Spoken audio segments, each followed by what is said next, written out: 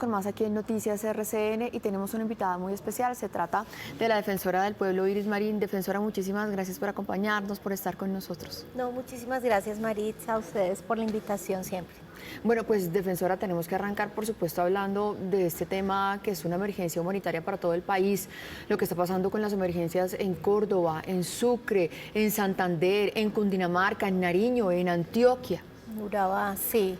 Sí, totalmente. Bueno, esta es una situación muy crítica. Estamos ante un frente frío, unos cambios, digamos, climáticos internacionales que están afectando aquí al país. Está generando pues todas estas afectaciones que ustedes vienen reportando. Nuestro llamado a las autoridades es a activar y, digamos, usar el Sistema Nacional de Gestión del Riesgo, el tema de la atención humanitaria, la solidaridad también entre las diferentes regiones. Ayer veía, por ejemplo, que el alcalde de Cartagena estaba mandando ayuda a Córdoba. Aquí no se trata pues de que cada cual como en su pedacito y ahí el tema del sistema de gestión de riesgos de desastres. Y otro tema muy importante, la prevención.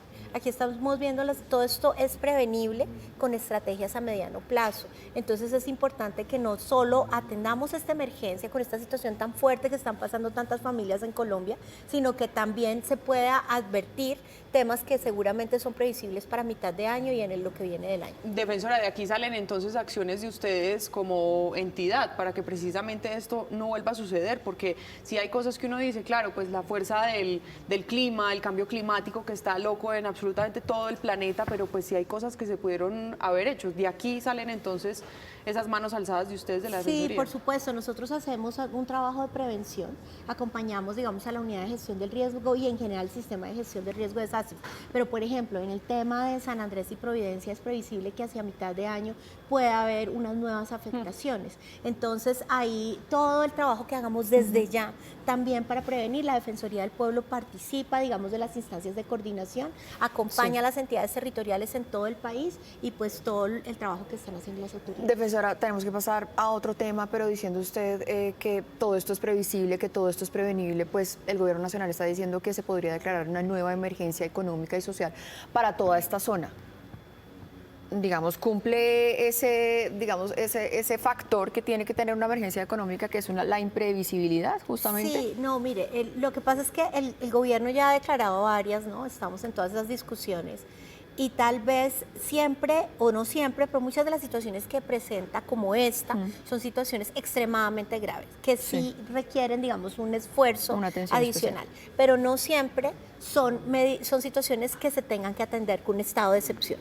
Y yo creo que ese es el punto crítico en el que el gobierno está acudiendo al estado de excepción, no como un mecanismo excepcional, sino como un mecanismo recurrente. Cuando se presenta un problema para mover recursos, etcétera, sin pasar por las ramas del poder público, eso restringe el Estado de Derecho y, digamos, en ese punto es inquietante. Vamos a ver cómo lo presenta y lo estaremos haciendo seguimiento en la Defensoría. Pues, defensora, usted siempre está al lado de situaciones como esta, pero también de una en la que siempre hemos acudido para preguntarle la situación y en la que ustedes siempre han terminado acompañando a la gente, y es la crisis de la salud.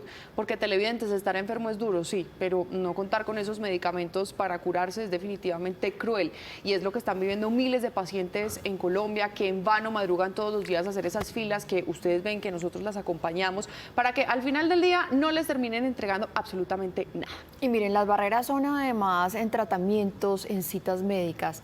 Vamos a hablar específicamente de lo que está pasando en la nueva EPS, una entidad que está intervenida por el gobierno nacional. Allí los reclamos aumentaron un 107% en el último año. Son más de 14.000 peticiones.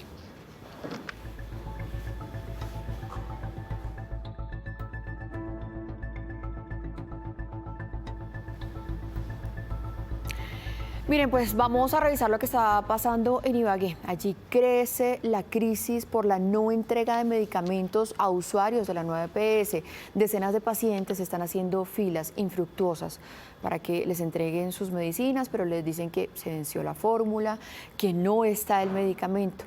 Nos vamos a contactar con nuestra compañera María Eugenia Quinche para que nos hable de ese panorama. María Eugenia. Maritza, televidentes, muy buen día. Precisamente nos encontramos aquí acompañando a los pacientes de la nueva EPS intervenida por el Gobierno Nacional, pero que sean ellos quienes cuenten sus historias. Muy buen día, recuérdame su nombre, por favor, y qué es lo que está pasando. Carlos Rodríguez, el desabastecimiento de medicamentos en la ciudad de Ibagué ha sido impresionante, más o menos un promedio de 7, 8 meses que no nos dan un medicamento, una pasta, y padecemos enfermedades cardíacas, diabetes, y la nueva EPS autoriza, pero no tenemos un dispensario que nos entregue la medicación. ¿Ustedes necesitan un medicamento específico? Medicamentos esenciales como el Evolucumab, el Apixaban, la Amiodarona, que son medicamentos vitales para el corazón y no contamos, y son muy costosos en el mercado, y tras de que son costosos no los hay. Carlos, muchísimas gracias. Bueno, vamos a acercarnos a otra persona, a otro usuario de la nueva EPS que está aquí precisamente haciendo filas desde las 5 de la mañana. ¿Me recuerda su nombre y cuál es la situación que usted vive? Ortiz, buenos días. Buenos días, Ana. ¿Qué es lo que está pasando? La nueva EPS no entrega medicamentos, atenciones médicas. Para mi hija, que ella es una paciente renal con discapacidad. Perfecto. ¿Su hija necesita de manera urgente qué medicamento? El clopidogrel de 75 miligramos y pañales, que del año antepasado, el pasado no entregan pañales y ella sufre de esfínteres. Perfecto, muchísimas gracias. Bueno, los usuarios de la nueva EPS, ellos madrugan aquí, a esta sede para autorizar, para pedir que le autoricen mejor sus medicamentos, pero no hay un lugar físico donde se los están entregando, aún no. Esa es la mayor petición que hacen los pacientes de la nueva EPS. Muy buen día. María Eugenia, muchísimas gracias. 6 de la mañana, 14 minutos. Y esta tristemente, Defensora, es una situación que no solamente se presenta en Ibagué, bien lo sabe ustedes, en muchas regiones del país, y como que cada vez se inventan una traba diferente para que la gente no pueda recibir lo suyo. No, esa orden ya caducó, entonces tiene que ir a hacer ahora otra fila para que se la reciban. No, es que acá ya este dispensario no funciona. O sea, trabas y trabas y trabas y trabas, y la gente con su paquete de recibos en la mano y nada. Sí, totalmente. Bueno, no, pues nosotros tuvimos la semana pasada una reunión con la nueva EPS, con el interventor, con todo su equipo directivo, con la superintendente ad hoc para ver este tema. Estaba viendo justamente en Ibagué lo que ocurre en varias partes del país, fue el retiro de Colsubsidio y el paso a otro gestor farmacéutico. Lo que ellos mismos reconocen, y pues lo podemos ver aquí de manera evidente, es que el cambio de gestores farmacéuticos no tuvo una transición, digamos, adecuada, y muchos de los gestores llegaron sin la capacidad de prestación, sin la capacidad de, digamos, de dispersión de medicamentos. El gerente nos decía, el gerente interventor, vamos a volver con el subsidio. Hay un tema reputacional de la nueva EPS, obviamente no es gratuito, entonces esto ha hecho que los gestores farmacéuticos, en general las empresas privadas, estén diciendo nos retiramos, no llegamos a acuerdo, y esto está afectando pues aquí a los pacientes. También nuestro llamado es a los gestores farmacéuticos como Colsubsidio y otros que puedan, digamos, ser un poco más flexibles y con un acompañamiento, digamos, importante para que no se presenten estas situaciones. Ellos presentaron un plan, más o menos en los próximos 2 meses debería estabilizarse todo el tema de entrega de medicamentos. Yo le decía, porque la superintendente lo dijo, además ad hoc dijo, mientras que eso no dé resultados, ese plan no existe, porque a nosotros nos lo presentan y uno ve, bueno, qué bueno que ya va a pasar esto, va a pasar esto, pero pues la realidad de la gente es apremiante y no espera. Entonces ese es un tema crítico. Defensora, aquí uno lo que ve, y usted decía, están cambiando de gestor farmacéutico, también es una especie como de tapando huequitos, improvisando, pero pues esto se ve en el costo del bienestar de la gente, de la salud de la gente, de la salud de la gente, y uno dice, la gente se está muriendo finalmente. Sí. ¿Qué soluciones hay? Porque es que aquí nosotros lloramos, nos preocupamos, nos duele, nos da rabia, pero seguimos viendo a la gente quejarse, a la gente reclamando por algo que es un derecho. ¿Qué solución hay, Defensora? Sí, mire, yo creo que, por ejemplo, aquí hay un tema que quisiera señalar tal vez como problema, pero enfocando a la solución, y es la importancia de la estabilidad en los interventores. Sí. Ha habido varios cambios de interventores. Nosotros observamos una cierta endogamia entre las personas que están en un círculo en el que el anterior interventor es el superintendente actual, y el interventor actual nos dice, mire, encontramos 123,000 correos de tutela sin abrir. Y yo digo, pero el anterior interventor hace 2 meses y medio. Es decir, Defensora, hay tutelas que se han fallado en contra de la nueva EPS y ellos ni siquiera han sido capaces de abrir el correo de la tutela. Lo que nos dijo el nuevo interventor es que han encontrado 123,000 correos relacionados con fallos de tutela, de notificaciones de tutela que no se habían abierto y que están en una contingencia para ponerse al día en eso eso. que usted está poniendo aquí sobre la mesa es una negligencia que es un delito.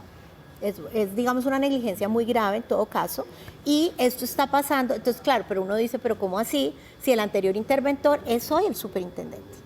¿Sí? Y hay una superintendente, entonces hay como una cierta endogamia, entonces uno ve al interventor muy preocupado por esta situación, diciendo cuáles son las acciones de mejora, pero uno dice, bueno, pero tampoco es que, así él sea nuevo, digamos, lleva un poco más de 2 meses, pues el anterior igual está dentro del sistema, digamos, de gestión del gobierno. Entonces, hay un tema crítico, y entonces una de las cosas que estamos pidiendo es estabilidad en las interventorías y en los planes de trabajo. Es muy difícil nosotros y tantos actores hacer reuniones con el gerente y a los 2-3 meses lo cambian, vuelve otro diagnóstico y otra Defensora, para soluciones. cerrar eso, 120.000 acciones de tutela en correos que nunca ni siquiera se han abierto, solamente desde la nueva EPS o en general En de 9 toda? PS, en 9 PS. Gravísimo.